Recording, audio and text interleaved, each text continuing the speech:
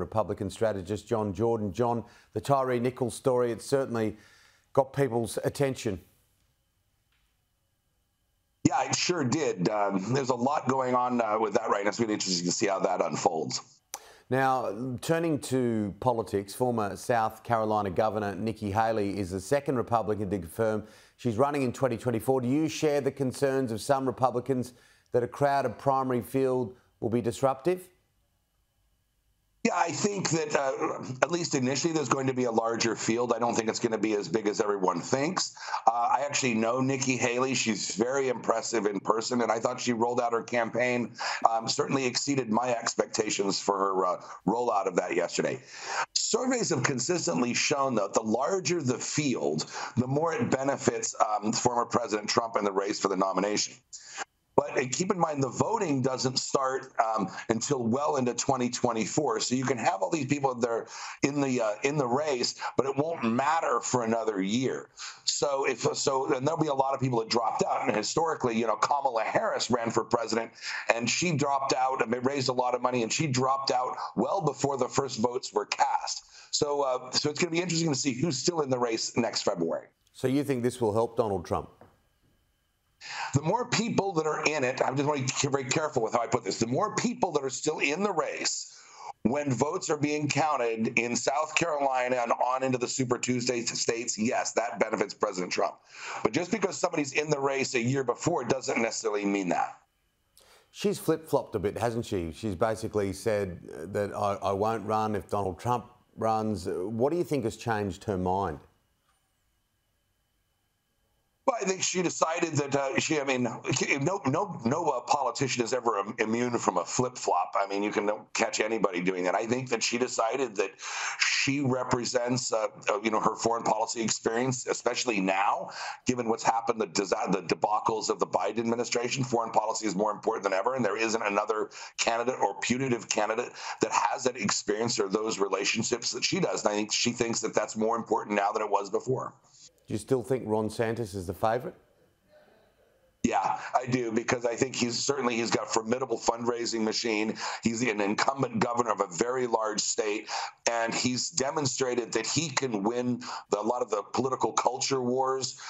He's a proven track record there, and if he's pretty much the other heavyweight in the race, and it remains to be seen when he gets in.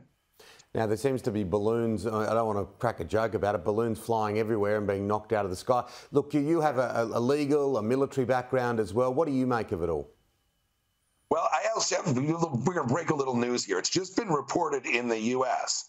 that one of the balloons shot down over the Yukon comes from an organization called the North Illinois Bottlecap Balloon Brigade, of all people. This is a group of hobbyists, of people with, I think, less than full and rich lives that gather together to build balloons and launch them around the world. So this is a hobby balloon that was shot down.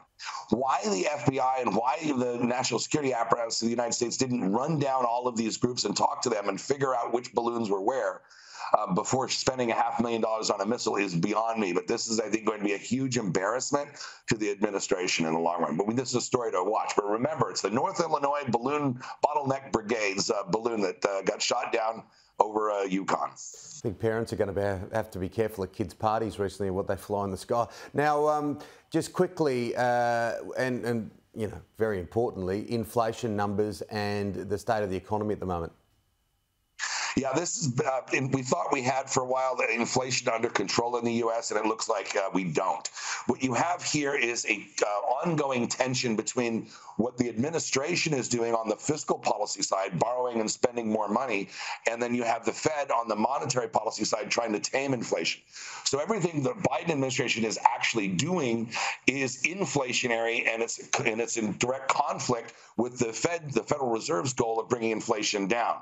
And that's why the Federal Reserve's not having the success that we thought they would, because the CPI numbers the other day and the PPI numbers were not good. So you're looking at the Federal Reserve to continue to have to tighten monetary policy by reducing rolling back quantitative easing, and you're looking at 50 basis point increases going forward, and not just 2 or 3 of them now. We're seeing it here in Australia. People are really hurting. Is that seen all over the United States? Yeah, I mean, look, it's 2 degrees in economics. There's something that's very important to understand. When the government borrows and spends money, it is inflationary. And it offsets what the central, it makes it harder for the central bank to bring those numbers down, which means the central bank has to raise interest rates even higher to offset that. So until you have some sort of commonality of understanding of the basic rules of economics by leftist administrations like the Biden one, you're going to have this unholy dynamic where interest rates have to continue higher while fighting inflation.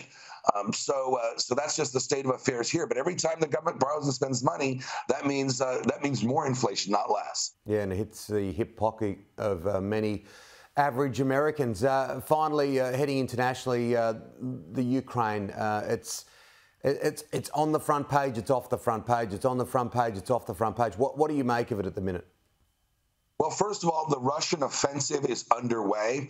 The Russian forces were not really prepared for this, but they were being driven into this offensive for political reasons by the Kremlin, who wants to have something to show for President Putin's speech on the 21st of February and the anniversary of the war 3 days later, on February 24th. So the Russian military is being driven not by objective military considerations, but by political directives and fiats from the Kremlin.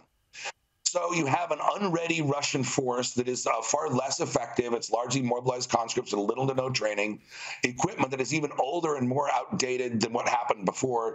No real leadership. What the officer corps that they had was decimated in the last year. So they're trying to push everywhere to get some ground, especially in the Bakhmut area. So Putin has a political trophy. The Ukrainians are hanging on barely, but the Russians are losing so much combat power so quickly here that when the Ukrainians are able to launch a counteroffensive, it's likely to be very successful. It's going to be a big couple of months. John, always good to chat. We'll do it again next week.